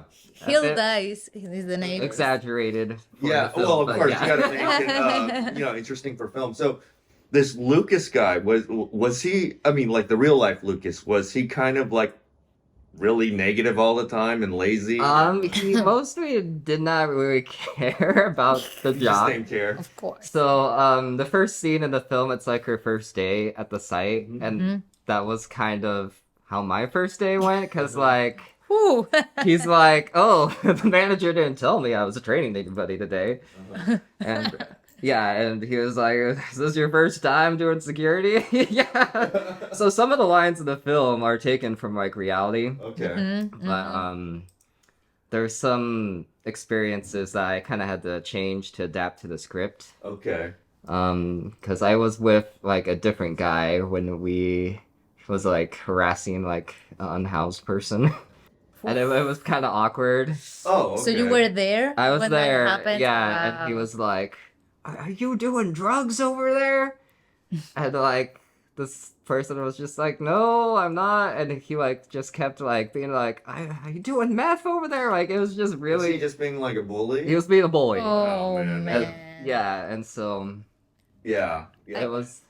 And so Lucas is kind of like a few of these different qualities of these guys that you worked with combined. Exactly. Oh. And So- then even like the unhoused encounters are kind of based off real life experiences. Mhm. Wow. So yeah, there was actually like a guy who was like, I'm looking for this person, and like if you're still here in 10 minutes, I'm gonna come back and kill you. What? That was a real. I didn't know that, was real. And Oh, so crap. yeah, Shoot. yeah, like the shopping center was the site, and like we had this like empty building we would chill in between patrols, but like you couldn't lock the door from the inside, so the door, like anybody could come in. Okay. So yeah, there was just this one guy who came by. He was like shouting, and he was like throwing the trash can lid on the ground, Oof. and then he just came in, and I was like, "Can I help you?" And then Okay. he like looked around, and he was like, "I'm looking for somebody," and I was like, "I have no idea who you're looking for, do you?" Wow. Wow, Okay. that's scary. Yeah, it's a little intense because you're like, I don't know if this guy's actually Yeah. serious or not. So yeah, I like went to my car. It was like, oh, it's been 10 minutes. I don't see him, so hopefully he's not coming back for the night. Yeah, you probably especially working those kind of hours, you probably do see a lot of like weird things happening, right? And I worked the swing shift, so it was from So it wasn't too bad. I did So not- It wasn't like the graveyard. no the graveyard would have been creepy. Yeah, The yeah. shopping I center. mean, probably would be mostly boring and then Yeah. super creepy. If Mhm. something Like you weird see happens. like one little thing. One little whoa, but Yeah. probably it's the combination of boring with the little thing can be just major because everything it's quiet, there's nothing or Yeah. nobody, then it could be like Yeah, it could be like an overnight like burglary. I mean, anything. You Anything. just don't know what's gonna happen. Yeah. Because nothing good happens in those no, hours. no, Yeah. nothing. And yeah, so so basically you had the guy who didn't care about the job, and then the other coworker, he was like from somewhere Nigeria or something, and so his English is not very good, and so like you can't really have a conversation with him. Like if something weird happened, you're like, oh, this weird thing happened, and he would just be like, Huh? oh, good day today. Oh, So Got it. Oh, like so that these was were the kinda two like, characters. oh, but like Patrick. Yeah. Patrick Yeah. not knowing English. Yeah, I And so see. you could be like, oh man, this is like the craziest thing just happened. But yeah, Wow. Now, I feel like because I read the script because I was almost gonna be on the film, but We're gonna be Patrick. yeah, Yeah. but no, he was gonna be Lance. Oh, Oh, Lance. Lance. No, True. no. Lance. No. Lance. Sorry, No, not not Patrick. Lance. the other Asian guy. Yeah. No, but I heard Nose's doing a good job. Mhm. But like I read the entire script, and when I read it, I was like, I feel like when Thor wrote this film, he now I think you may have confirmed this, right?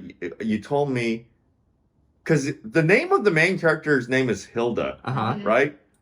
Were you already in your head thinking, I'm casting Olga? She was in my like top 3. Yeah. Okay, I was just like, what is the name? Thank you. Yeah. Hilda and Olga. I was like, it sounds like it was meant for her. And then like also Fredinelli as Lucas. I mean, He's doing a great job. yeah. I knew he could play that character. Yeah. Yeah, because I was thinking that was your top choice, right? Mhm. Okay, and it's a good thing like Olga and Fredinelli were able to pull through and play those two characters Mhm. because because those are the two most the characters with the most lines in that script, Mhm. and so it's always nice when you get who you have in mind to play those roles, right? Mhm. Yeah, because the guard room, I didn't do auditions. I just used actors I knew, kind of. So. Yeah. Because- Well, thank you. oh, thank you for being in it. Yeah, and then it's all like a lot of actors that I think all three of us have worked with. Like so, Cheryl's in it. Yeah. Michael Noze is in it. Steve Tabani. Steve Tanabe's in Tanabe. it. Bob Payne's in it. Yes. Cheryl Snyder Yeah. Quinn. or Cheryl Quinn. Yeah. Um, Kathy. Kathy Graycheck. Yeah. The Jeremy Tanaka. Yeah. Jeremy. Yes. Holly Lasso. Yeah. Mhm. Alan Lasso. Yeah. Oh So my it's God. like Wait, I've never actually worked with Alan. I've never. that was my first time working with Yeah. him, and he did an amazing Yeah. job. He was I fun mean, to work He's an with. Yeah. actor, Yes. yeah. Yes. Really fun to. Yeah. Did he? No, you could blur this out later. But did he get into like? I don't want to reveal too much, but was there a scuffle scene with him in? And Fred, yeah, they have a Freddie? little fight. Oh, that must have been so good. Little fight. He made me feel afraid. Let's put it that way. I was like, ooh, She was yeah. terrified. Yeah. He did a great job. He helped me. Yeah. That's great when you find like a really, I mean, everyone is really good, but when you have something to work with and it's like give and take. So Right. it's like, wow, it makes your job easier. Okay. Yeah. Yeah, no, that's true. I mean, if they, I felt that before in films too, where it's weird when somebody does that to me, because it immediately makes me a little nervous. Then suddenly I start feeling like an actor, and I start feeling like they're like being for real. You know what I Yeah, mean? yeah. I'm like. It's almost like I don't know how to respond. I'm like, no, I gotta power through this scene, but Yeah. I feel like they're in it and I'm not. And that's how sometimes I start suffering from this like imposter syndrome. And then you get in your head. Yeah. Yeah. No, I get that. Yeah. I get that. But with this particular character Hilda, like what did you do to like prepare for this role, and like how did you get into that headspace? Did you make a backstory for her, or did you? Yeah, I did a little bit of a backstory for me just to, make sense in how Hilda was doing some things and then, in this case, the uniform, the wardrobe helped me. And Holly said that in the episode that helps you to get in that mood in the characters. Like now I'm the character. And I have to admit that the scenes where I wasn't wearing the uniform, I felt like, okay, I had to make an effort, like, okay, I'm Hilda now, So, but yeah, I had just the backstory and, but I don't have a specific ritual. Just, I kind of automatically get there and try to go scene by scene and react how this character I made would react. Yeah. But you always put yourself, right? In these characters, it's like another version of you doing stuff. That's cool. Yeah. Have you been having fun? Yes, a lot of fun. I mean, it went quicker than I thought. No, it's one of the fastest films I've ever Wait, shot. you guys wrapped? Almost one Two. day. What? 2 short scenes. You have one, and then I have one more. Yeah. Okay. Yes. Oh, does Is Freddie in any more? I think Freddy's wrapped. I Okay. mean, I'm working on the film, so I'm going to make sure he's good. Okay. Yeah, but I'm 99% sure I don't need him for anything else. Okay. Nice. Knock on wood. Yeah. Was Trent on this one too? Yeah, he plays Okay, this so one. Trent's in this. Wow. Yeah, a lot Yeah, of yeah. cool people there, and I only have one scene left with Cheryl.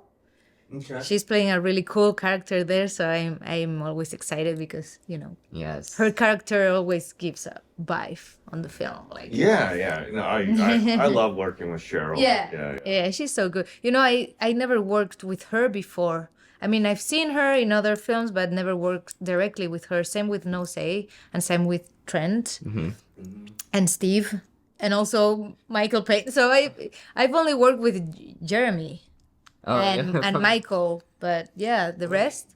You know what?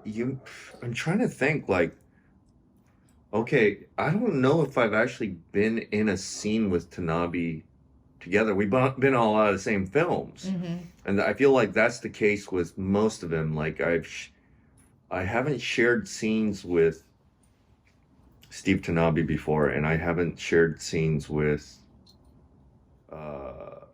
Trent Trent? either. Yeah, Okay. yeah. So yeah, but it's weird because like same with Agent of Solitude. Like you and I are both on this movie Yep. for Michael Fredinelli, and we never actually saw each other. No, we Yeah, never yeah. saw each other. Yeah, and I have another friend in the movie, which I found like she's from the theater world. More, I was like, "Whoa, it's so cool that you're in the film too." So. Yeah, it's funny because like, I was listening to a podcast. I forgot which podcast it was. I think it was Michael Rosenbaum's podcast, and maybe it was somebody else. But I remember one of the actors said the question that they get a lot is, "Oh, what is it like to work with so and so on this film?" They're like, I actually never even worked with a person on this film.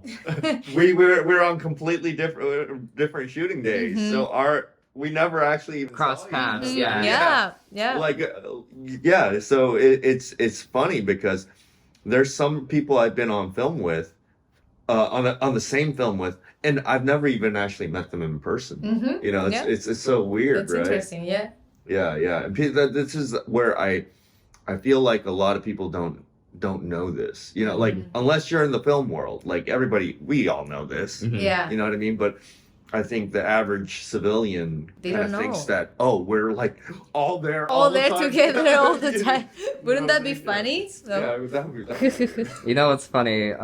You know how we had Michael Castaneda play one of the unhoused people? Yes. He was like one of my old coworkers from security, and he's like, "Oh, I want to try acting," and so I put him in a small scene. But then a few days later, he's like, "So when's the movie going to be done?"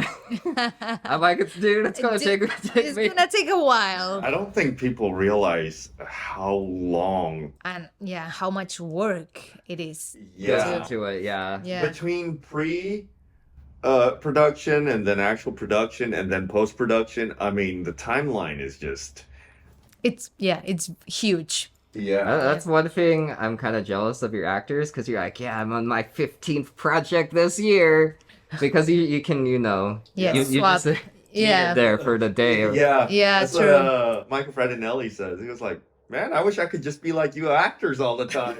It was like you Different just films. show up and then leave, But And then we're over here like working on still in the same Yeah. film for Yeah. months on end. I know. Yeah, it's like your own baby, right? I don't know, something like you need to finish before. Yeah. Yeah, Exactly. Yeah. But actors, yeah, we show up in the set, do the thing, and leave. It's a little bit more similar with theater, I would say, because in theater it's a whole process. You just Yeah. don't show up, do the thing, and go. There's the rehearsal, there's the how you all the rehearsals, the technical the dress rehearsal, the tech rehearsal, and then the performances. Well, going into that, can you tell us a little bit about like the theater work that you've been doing within like the last year or two? Yeah, I mean, I've been so lucky after the pandemic, because before the pandemic, I was also doing theater, but in smaller it was like more smaller scenes or 10-minute plays, which were great because, I got to play many characters, but not a full-length play. So after the pandemic, I did an audition for a play called The Revolutionist, which was really cool, and I got to play Marie Antoinette, the former Queen of France, and I had a blast. And yes, it was awesome role. So it was my first full-length play in English because I've done plays in Spain before. But so it was a very big challenge for me, but it was so much fun, and I loved the role. Marie Antoinette will live with me forever. Yeah. And after that, yeah, I've been doing really cool plays after that, which I'm so happy. Now I'm preparing one which is called William Shakespeare's Land of the Dead. Oh. So, Wait. yes, William Shakespeare's Land of the Dead, which is... But is it even a Shakespeare? No, it's not a Shakespeare play. Okay, It's a alright. modern play, but set in the Shakespeare time. So Shakespeare is one of the characters. So they're opening the globe. There is opening night for Henry V. So, there's things about the company, fights, little fights, whatever. And then zombie apocalypse happens. Okay. Yes. And we're rehearsing right now that play. That sounds like fun, actually. Yes, it's going to be fun. Yeah, So yeah. Pretty epic. come see it at the Pear Theater. Yeah, you know what? I'm gonna have to come watch you sometime. Yeah, I'd sometime love to you'll support. have to. Yeah. Cool, thank you.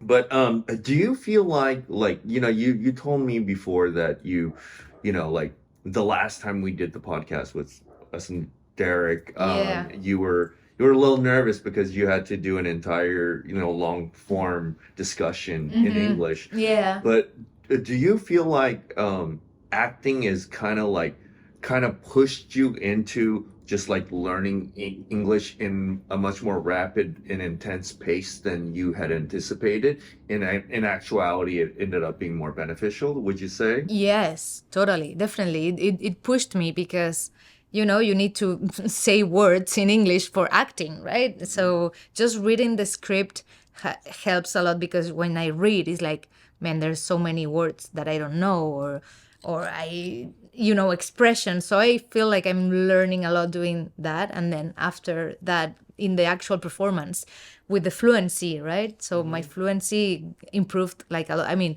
my English still needs to improve, but with the acting, definitely is helping. I would recommend anyone who wants to be proficient in a language, just go make theater there. So you know what's interesting? I met somebody who was also from a different country, right? He was actually from India, right? And the way he spoke the English language, he actually spoke it with an Indian accent, right? But it's crazy because he once did an impression of how American people talk. I was like, "Whoa, you did that pretty good." I was like, "Why don't you just Why talk don't you like just that?" talk And like he was that? like, "Because I have to think about it first." And he said, "It doesn't naturally." He said, "Like I'm really trying when I do it," but he said, "I can do it, but it's just like not normal for me to like talk like that all the time." Exactly. Because he said it's the way he speaks English, because India is like a English speaking country, Yes, and they yes. have a certain way of speaking it, right? Exactly. But is that something that you can do if you wanted to? Just like, okay, let's hear your impression of an American person talking. Is that something you'd be able to do? Yes, but same. I would need to prepare and think about it and be focused on that. But when I'm just talking, my natural accent comes out. But I think it has improved with the years, I would Okay. say. But yeah, I don't know. Like, it comes to mind the Valley Girl accent. I can do it.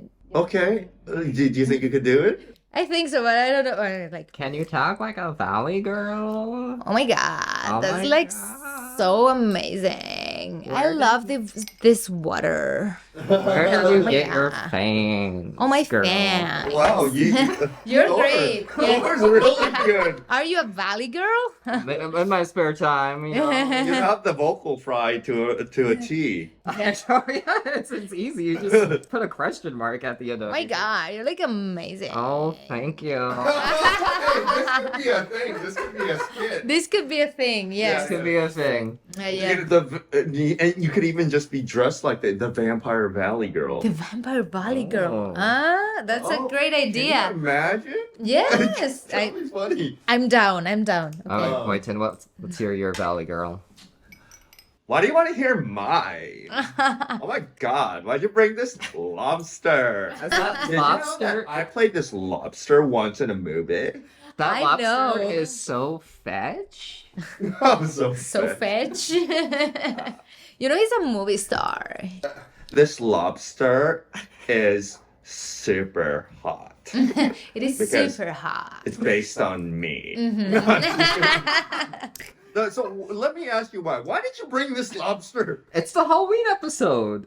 I know, but Did you not hear my fortune where I said red was your color of the day? oh man, I should have worn red. Oh. Well, you didn't know what was your color today. Yeah. Exactly. How could you know before I told you? But this lobster is more like a pink color, I'd say. He's red on the bottom. He's red on the bottom. Oh yeah. That's where it counts, you know. Yeah, yeah. See, approve it. Yeah. Well, everybody, I did play like in You did play. Let's Play Spirit Board. I played a character that transforms into this lobster. Yeah. One time. Yes. And how did you do anything to prepare for that role? Like, Oh, yeah. You know, I was a bottom dweller in the ocean for a little while. You know. Fighting crabs there. Yeah. Eating just the you know the dirtiest things that dwell underneath there. No. No. Not really. Not really. I mean, But I was gonna ask you something. Go ahead. Just I forgot what I was gonna ask Olga. okay. Olga, can you do a growl voice and demonic? a growl A metal voice. voice? Yeah. Oh, yeah, I think so. Like, oh, Kathy did a great job in, in Sophie and the Serial Killers. Speaking about, yeah, I can. She practiced. She told me. She was like, She was great. I can try. You want me to try? yeah. Okay. I'm speaking with my growl voice. And the funny thing is not hurting. Because I know how to use my vocal cords. I don't know if that's a good job, Okay. but You wanna go for a growl? A growl? Yeah? Or you try. Okay. you're good. Whoa! Whoa! Great job. What about you, Boynton? I don't think I can growl. See, you don't have to do it No. with this because then it hurts. Wait, what? Is there a technique of growling? There is. It takes a little I don't practice. think I can do it. Use your diaphragm. So, you know, like maybe some actors use the different techniques. I use the metal technique because in metal, there's like all different kind of voices. Mhm. And so if you just practice singing it along, you kind of get it. Now, both of you are heavy metal fans. Are you a fan of that Japanese baby metal? Oh, I know them. I'm not a super fan, but they're cool. You're a He is fan of them, I'm a right? fan. Yeah. So what do they do? Did they combine J-pop with heavy metal? that was the gimmick. Yeah, and they were like actual kids when they started. The girls singing, but Okay. now they're grown ups, but they're still like Yeah. playing. It's cool. Recommend to listen to Yeah. it. It's good combination. Well, no, I'm not a metal fan. I know so, you're yeah. not. Have you But listened I do like. to any metal? Oh well, I just like I like the one song by Metallica that. The one song by Metallica, I like Enter Sandman. Yes. So I saw. I think it was like in the early. I think it was the early 1990s. Did you ever see that video of the concert in Russia? No. It was like 20 million people. What? And I think something had just happened where something happened with the government that was like, extremely. It was very historical a moment for Russia during that time, and they said it was like the biggest freaking. I don't know if that number is real, like 20 million. Can you imagine, like? That's crazy. But That's insane. we'll watch it after this episode concludes, but Okay. it's the craziest concert I've ever seen on television. Wow. Okay, I'll look it up. But you've seen Metallica Yes, live, right? twice. Yeah. Wow. Yeah. Are their concerts awesome? They are really awesome. Yeah, one of them was for the Salesforce conference actually, which the tickets were crazy expensive, and I didn't have a ticket, but I have a friend. She's a great fan of Metallica, so she had 2 tickets. I was like, "Hey, you wanna come with me?" I was like, "Yes," and they were like amazing. And that's the cool thing. It was because it was the Salesforce conference. Not a lot of metalheads were there. Were more Silicon Valley people there, so they were like, Metallica giving all, and they were like. I'm like, come on. So, me and my friend were the only ones jumping. And so that was weird, but they were great. But it felt weird not to be the ambience, Right, okay. Yeah. Are you a Metallica fan too, Thor? Yeah, And you've- I was into their whole vlog, Okay. You've seen them live. I have not seen them live. No? Okay. But- You have to. It's on my list. They're really cool. Yeah, and Michael Fredinelli is also a big metalhead. Yeah. Yeah. Yay. He's really into heavy metal. Because, the thing about metal is it's very theatrical. Is it? Okay. Yeah, like, It is. Oh, okay. Oh, I don't know. Yeah, some bands are really into, like, dressing up when they perform. Yeah. And, like, And getting into the character, some, like. some bands, they even have, like, narration, like, they're telling a story. yeah. So I'm into hair metal, and Oh, like yes. Kathy Graycheck is into hair metal, but a Hair lot of like glam Glam metal, Oh, glam. from the- Yeah. glam metal. Yeah. So like, but a lot of heavy metal fans hate that stuff. But like, I love it because it's just like fun. They Yeah. like party, It's just So I liked Warrant. I liked Guns N' Roses. Yeah. I Yes. liked Oh, no, those are awesome. yeah, I yeah, like yeah. them Monty too. Q. yeah, Motley Crue. Motley and, Crue, Motley Crue, yeah. yeah, and Van Halen. Like, Yeah. I thought, Journey. yeah. I mean, I thought they were like, and some of them are like fun party songs, and some of them are ballads. You Yeah. know, so Yeah. The ballads. Classic. It's a good time for music. yeah, no, it looked like a lot of fun. Yeah. So, Boynton, what's your go-to music genre? I can't. It's hard to say because I never thought I'd say this, but I don't listen to that much music anymore.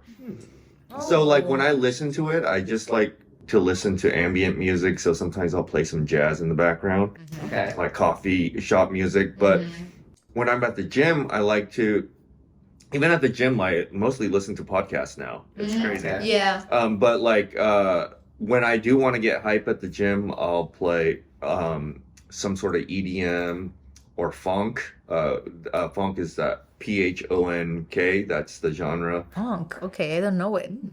I'll play some samples. You Okay. might have. A lot of like TikTokers use it for like edit videos and stuff like that. It's hard to describe it, but and sometimes I'll listen to hip hop. But EDM, hip hop, and funk are probably the genres I listen to the most. Okay.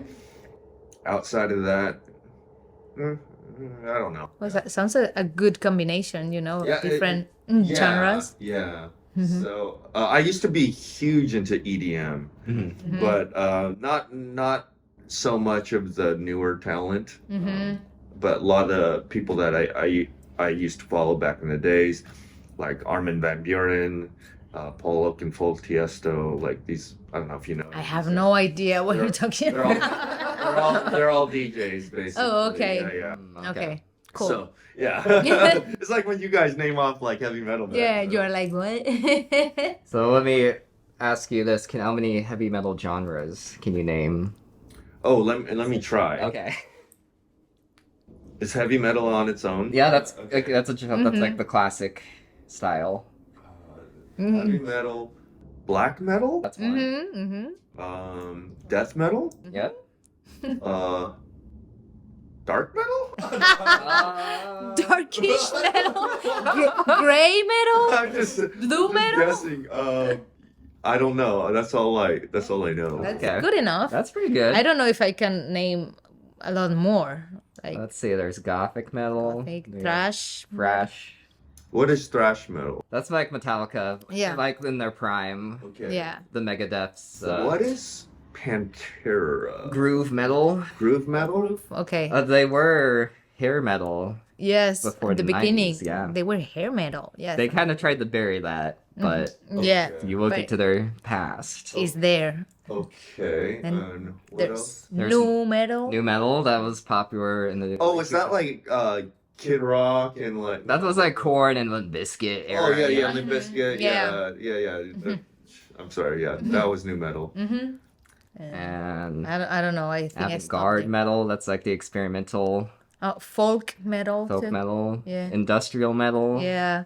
Baby metal. Baby Nah, just metal. kidding. Adult metal. Post metal.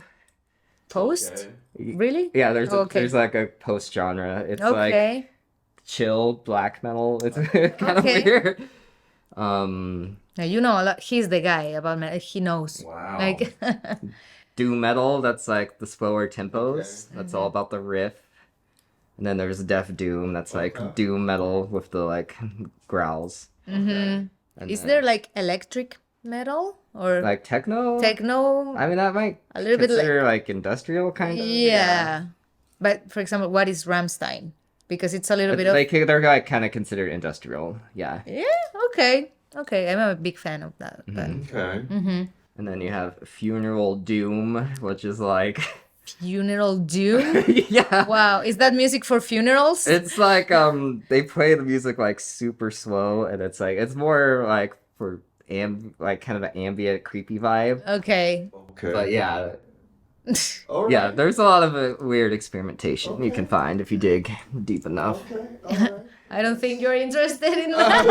It's like okay, yeah, not doing that. There's a lot of subgenres. Yeah. But cool. Yeah. But in my earlier years, I would try to like find the subgenre for the person to like get them into metal. But now I don't care so much. You Oh, don't listen to it or not. Your interests are very like metal, anime, horror. You know, like very like you're very into what you're into. You know what I mean? Because and you've somehow found a way to like combine a lot of these elements, and Yeah. because you've incorporated metal, anime, and horror in a lot of That's A lot of your films. with like a single film. You know? Yeah, Yeah. that's what I grew up with. Was like Yeah, I was no, into yeah. metal. I was into anime. I played a lot of horror games, Mm-hmm. Yeah. and It's great that you're using that to create your movies. Yeah. Yeah, as long as you don't have, you know, the Jonas Brothers fighting Selena Oh. Gomez. Why? Did Why? you- Why? was that not a cool idea? Yeah, it's kind of cool idea, but it's like how you do that. Like you come out that I'm gonna film that. And then, It's ambitious. and then Pikachu making you Like Saw. take a Coca-Cola shower. Oh my god! Oh Yeah. no, it's scary. So it was super scary. It was super sticky, you know. Yeah, no. I mean, I wouldn't like that. So. You had to take a normal shower afterwards. Yeah, okay. I don't know what's happening, but my nose is so itchy. I feel like I'm allergic to something. Maybe it's me. Here. Maybe. Oh. Oops. I'm gonna just blow my nose real quick. Okay. Okay. We'll be here. We'll be here. So yeah, we got a red theme. We got red candles, red lobster, Yeah. red vampire. Red vampire. Yeah. Red. It was red lipstick, but now it's a little, gone black. Oh, okay, it's With just the- becoming more metal. It's the night Yes. goes on. As we talk more about metal. Yes. Yes. It's getting. So is red your favorite color, Olga? No, not specifically. I mean, I don't think I have a favorite color. I like Okay. them all, but I Top mean, three colors. yeah, red would be maybe one of them, but I don't know. I What think, would the other two be? The front runners. I don't discriminate colors. They're all beautiful. No, probably red, purple, black. Okay. Yeah. Very nice color scheme. Red's always been your favorite color, huh? not particularly, but I like it. I really like it. It's in our top 3. It's in the top 3 Okay. colors, yes. But I was telling I don't discriminate. Okay. Colors. And what's your favorite color? That's probably purple orange. Purple or orange? Oh, so you're wearing your favorite, Yeah. one of your favorite colors now. And you? I don't think I have one. I feel like I wear almost every color. Like, Right? yeah. I don't. It used to be red. I used to wear a ton of red, but I don't know, that kind of diminished as I got older and stuff, and I started like wearing a lot more, like, I don't know. Neutral Like, colors. I used to not wear yellow so much, but now I wear it. And I wear greens now, and I wear purples. I just wear, like, if you in my closet, I literally have every color. Yeah. That's good. cool. I used to, when I was a teenager, only dress in black because I was You were a goth. a goth. Yeah. Teenager. And I had no idea how to combine more colors. I was like, this is only I mean, I couldn't think of other colors. That was weird. So I'm glad now, I expanded my vision and I have every color in my wardrobe. But it was hard to, yeah, overcome black. I thought it was funny because Thor I think it was the first episode, or was the second episode, he asked me, did you know that Olga's hair is not really red? I'm like, Of course. of course. I was like, Not who very has that natural. shade of red hair Not as very a real natural. color? I was like, yeah. Yeah, you thought it was pretty natural? Well, there's a chance it could have been. I don't know. I mean, well, thank you. I'm not going to. I mean, when it fades, it looks more natural than when I just redo it. Like the bubblegum pink type, like I'm like, there's no way her hair. You could eat a lot of strawberries, boys. Oh yeah. Yeah, everyone knows if you eat strawberries, your head turns red. Yes. Yes. Hey, did you know the reason why flamingos are pink is because they mostly eat salmon? What? Yes. I had no idea. Yeah. So yeah, she could have been eating salmon every day. Every day, but I'm not pink, so. No, but now she's just drinking blood every day. Yes. Yes. Now this is the transparent blood, but There we go. yes. Oh man, So my nose. Oh, keeps no. itching. Oh no, emergency. emergency. We have a problem. He's gone again. He's gone again. He's leaving us alone here. I know. I know. Maybe he's afraid of my fangs, I think. I think he's getting nervous. May- His fortune's getting to him because I told him something good or bad could happen. Oh, I know. And My you nose is like itching for some reason. are you good?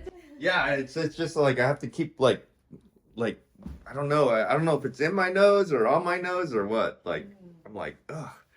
All right. Annoying. Yeah. This I know is this is weird, but it'll be funny for the podcast. Exactly. since this is our Halloween episode. I think we should all do an epic scream and see who can do it the longest. Oh wow. Okay. Wait, a scream? No, you can do it like epic, like you don't have to be like but like whatever style. What? And you want to do it a long scream? Well, just like a long scream, because then I can do something cool with it in the intro. You know? Okay, all right. Okay. Okay. You want me to start? You want to? The countdown. Okay, I can count us in. Oh, it's at the same time. Yeah, at the same time. We're Oh, going to combine okay. them. Oh, okay, got it. Okay. Okay. Okay. Okay. Okay. All right. Everybody ready? Mm-hmm. Yeah. 5, 4, 3, 2, 1.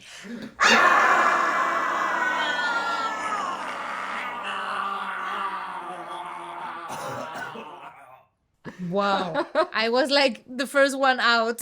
I can't scream. I can't stretch my vocals, dude. Oh no, yeah, you have I to think take that care will of. sound pretty cool. Yeah. Yeah. Use it. I will.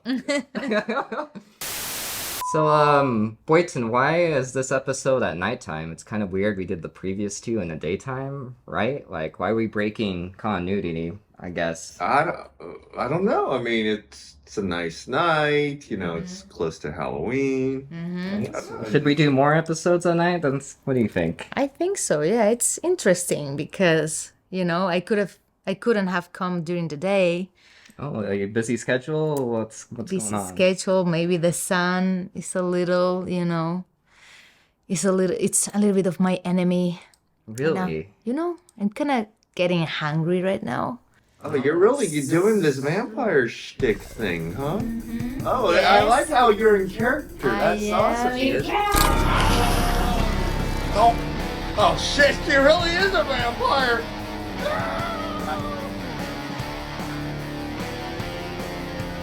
Don't go away too far.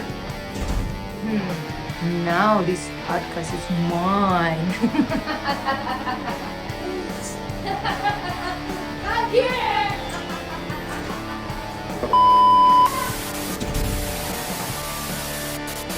The podcast is currently offline and experiencing technical difficulties.